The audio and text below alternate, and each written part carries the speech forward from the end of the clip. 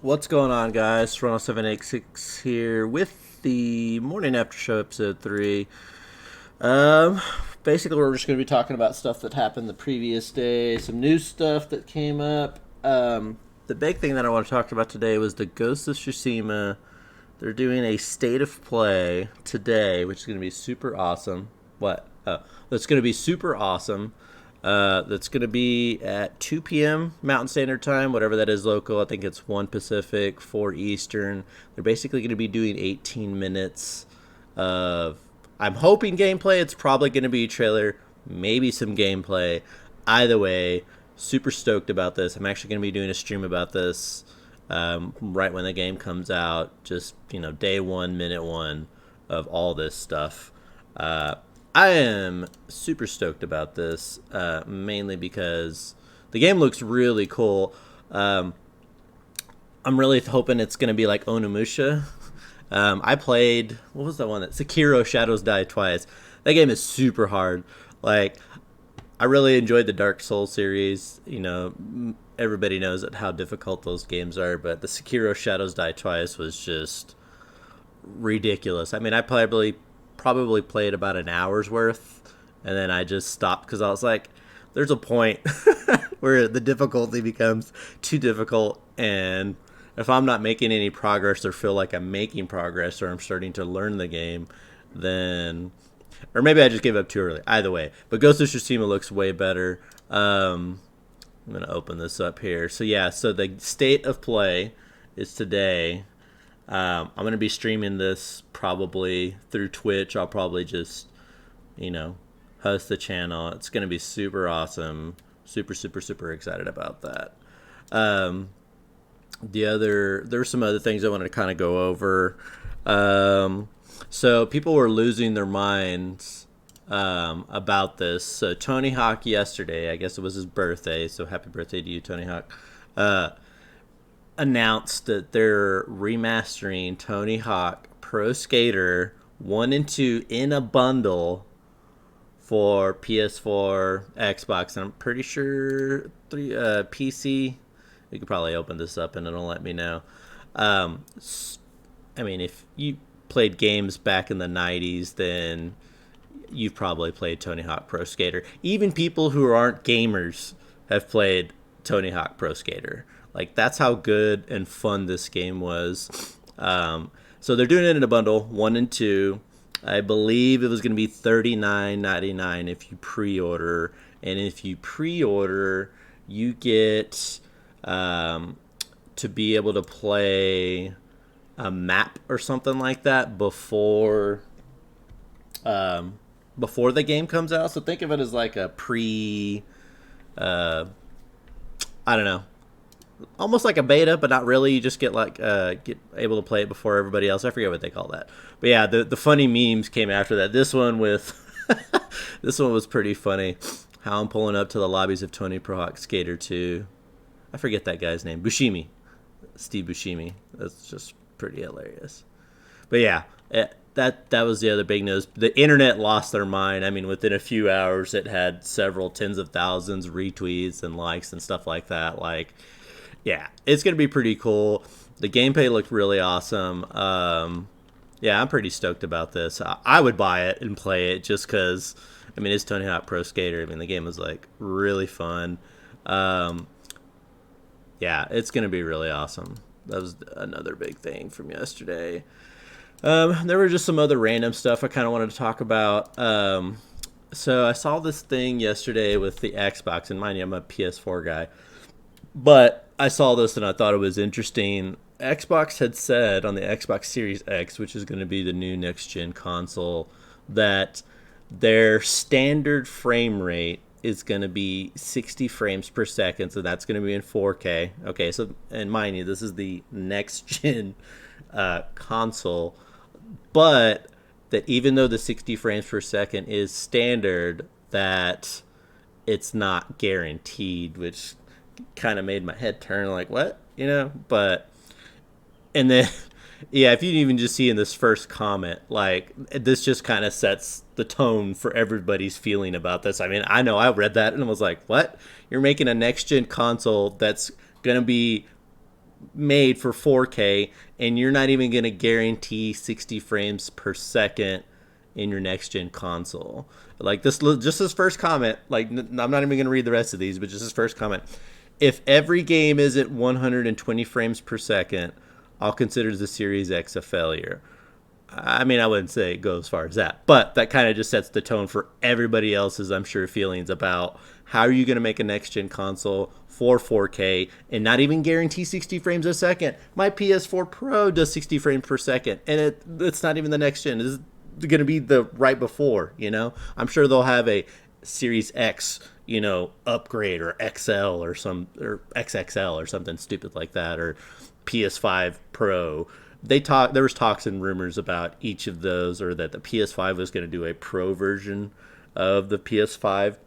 But I mean, I would pay the extra for it. I mean, I love my PS4 Pro, and you know, after a while, you kind of get used to the 4K 60 frames seconds. But that's just so silly. Why would you, before even launch, let people know, like, sorry, you're not going to get just 60 frames a second, which you can get right now in the current generation of consoles? Like, that just blows my mind. That just blows my mind. That why would you just out of the box just be like, hey, sorry, we're not going to be able to do that? Like, I don't know. That's just silly to me.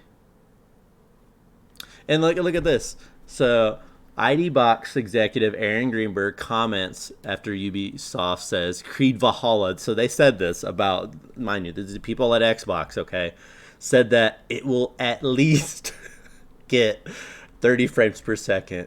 Like, Xbox has a history of just not selling as well as PS4 and PlayStation. I mean, even Nintendo. And honestly, their capabilities are about the same as a PlayStation, but Xbox just has a really bad reputation and history of shooting themselves in the foot for various reasons, whether it's selling video games and basically saying, okay, this video game is stuck to your console and you can't do anything with it. So, like, if you had a video game, you wanted to transfer it to somebody else or something like that. Like, that's wild to me. Like, I don't know. Why would you... That's just dumb. Like, I don't know any other way to say that. That's just dumb. Like, why would you say that about your next-gen console? I don't understand. That was silly to me. I kind of want to read the rest of these comments just because it... And there's an option on the PS5 developers nowhere to be found in major. Wonder I might go to not native. Yeah, I don't know, man. That's just crazy to me. That's why I've always bought PlayStation. Mind you, the first of those gens of consoles before, and I think it was even before Xbox came out, I was, I guess, shown the PlayStation before anything else. I think, honestly, the very first game, if I remember correctly, was either Abe's World or Abe's Odyssey and Resident Evil 1, the director's cut. Not the original, but the director's cut. So, yeah, those games were awesome. And it was kind of cool just to have, like, a disc for a game, which, you know, that's standard nowadays. Well, digital's kind of like a mix, but it was kind of cool back then because CDs were still just really coming out and people were buying CDs. So having a gaming console that had that, it felt kind of really new and really kind of awesome. But, oh, Xbox, what are you doing? Just messing up things. But, yeah. Next thing I wanted to talk about was Assassin's Creed Valhalla. So they were talking about in Valhalla that they're bringing back the instant kill hidden blade, which is going to be super awesome. I haven't kept up with all the Assassin's Creeds. I even talked about this yesterday. Like, when an IP releases video games, too many video games of a certain IP, for me, it kind of loses my interest in that video game because I know they're just trying to capitalize on the IP. But Odyssey was good. I'll admit it was good. It was too big of a game. I don't even know how many hours I sunk into that game on my PlayStation. And I was just like, but I have an incessant need to do side quests, so that's also my problem. So it's a personal problem. But yeah, that's cool. They're bringing back the instant kill. They also talked about how they're bringing stealth within crowds instead of a more action type game. It sounds like Assassin's Creed is trying to go back to its roots. That maybe they just haven't got the reception they thought with these past few games. I mean, they were successful, but they probably weren't as successful as expected. So they're maybe thinking that they're maybe trying to go back to what they originally had, created to maybe get some fans back. But at what point do you tell yourself, maybe even like me, I mean, I love the first 3 games, but I never really played any of the other ones. I saw Black Flag, and that was the first time they did ships, and I thought that was kind of cool. It's like, oh, ship battles. But then they put them in every single game since. Now, mind you, ship battles are probably going to be in this one just because it's, Assassin's Creed Valhalla, and it's going to be Viking inspired type era for Assassin's Creed, so I'm assuming they're going to have ships, so it's kind of a given that they're going to have it. But I hope, even like an Odyssey, that it's not like it's going to be a huge part. What am I talking about? It's going to be a huge part. It's the Vikings. They've went around in ships and fucked up shit. But yeah, that was my. Oh, when I say one, that was one of my problems with Odyssey, is when you're in the ships and you're traveling, and if you look at, I don't know if I can pull this up or maybe just find a picture of it, but to kind of give it some scale, Creed Odie. The map on Odyssey was absolutely insane. I mean, this thing was just massive. Okay, so, and this may not fully give you the scale, and possible spoilers here, but this may give you a scale of the map. So you start off way the fuck over on this tiny little area called Kefalonia, and that's where you start out your journey. And then you kind of start questing. You go a little bit east, go up here, you start right here, you kind of go down, and you kind of make your way around as you're progressively leveling. But this map is just absolutely insane. And sometimes when you're, moving your ship to, like, for me, I just wanted to explore. So at one point, I ended up just stealing a ship, because you can just steal a ship. I just wanted to kind of explore some of these outer areas. It would sometimes take me like 5 to 10 minutes just to go take my ship all the way to one of these other little areas. I'm assuming, again, Valhalla is going to have probably a really giant map like this. I really hope they're able to break up the journeys in between each of these, or even a fast travel. Hell, I'd even settle for a autopilot, like, hey, I want to go here. Or even if you don't go to an island, like, you just want to choose a point in the water where you're just like, I want to go here, that you can autopilot and can do other shit like crafting, or even be in the menu, like something that will just kind of help pass the time as you're traveling from one point to another. I am excited that they're doing the insta kill. That was one of my favorite parts of the Assassin's Creed. And again, I'm assuming that that's why, whatever the company is, I don't even know, the company that does Assassin's Creed is going to bring back the instant kill blade. They're going back to the roots, which, hats off to them for that. I can appreciate that as a gamer, a company that's trying to go back to its roots, to say, you know what, we're not doing so hot, that maybe we should just go back to what we've always been doing, and kind of go from there. Yeah, so instant kill blade is going to be really cool. Pretty excited for that. And then let's see. So we talked about Valhalla. Yeah, so next we'll talk about PS5 and the expected rumor date. So apparently there was this post about somebody saying that there was going to be a PS5 launch in October. Sony confirmed that it's not launched in October. There's apparently an accidental job listing that was supposed to be something in October. That was basically saying that it was going to release in PS5. But yeah. Wait, that's not real. PS5 will be 1800p at 30 frames a second. At 30 frames a second. Yeah. Oh, I think they're maybe making fun of that. I don't know if that's true or not. I don't know. And this kind of goes back. If this is true, like if each of these consoles really is doing this, or maybe what they're doing is maybe the 4K that they're offering for these initial sets of release consoles, you know, because then you have your Pros and then you have your S's or your whatever Xbox X series is going to call their upgraded version. Maybe these are not supposed to be the full-fledged most powerful sets of consoles coming out, but I don't know. Again, why would you make a console that's not even up to par of what you're doing right now? Silly to me. Silly. But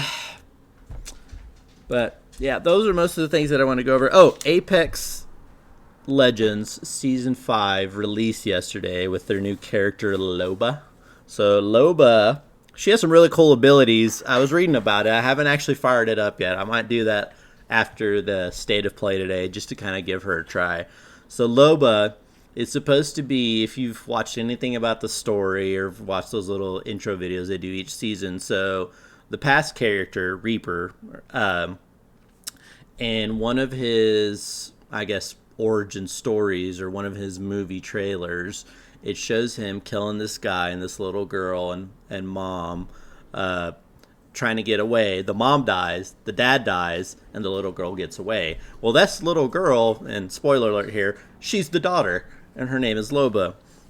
So that kind of sets, you know, the next story arc as far as the next character that's coming to Apex Legends is Loba.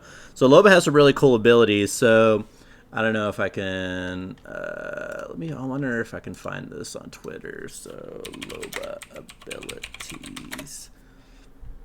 Oh no, I want to search. Oops. Loba abilities. So Loba is the new character.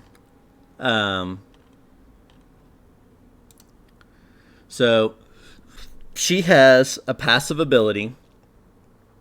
I wish I could pull these up because I want to know the names of these. Here we go. Thank you, SK Skiza GB. Thank you. I'm gonna like that. So she has her tactical ability, Burglar's Best Friend. So basically, what this is, she throws her bracelet, and when it lands, she can teleport to it, essentially. And basically, it's more for positioning type thing. So if you want to flank somebody or even an escape, I could see it as a really good escape tool, kind of like, what's her name? I can't even remember the character's name. That's how long it's been since I played Apex Legends. Either way, the other character that she kind of shifts through the shadows or whatever her name. I play her all the time and I can't remember. Either way, so this is a really good escape tool as well. But it could also be used for positioning. Say your team's pushing up on somebody. Maybe if you had another Reaper too, because Reaper can kind of be a, or even Octane, because Octane can kind of bounce around. I mean, if you have somebody like Octane that can jump up, you throw a Loba on top, then you can get some extra flanking going on there. I'm really interested in see how that plays out. That's a really cool ability. And then you have Eye for Quality. This is her passive ability. So basically with this, you're able to see epic and legendary loot through walls. It has the same range as Black Market Boutique, which we'll touch on that in a second. That's her ultimate ability. My thought on this, and this is why I want to play her to kind of test this out.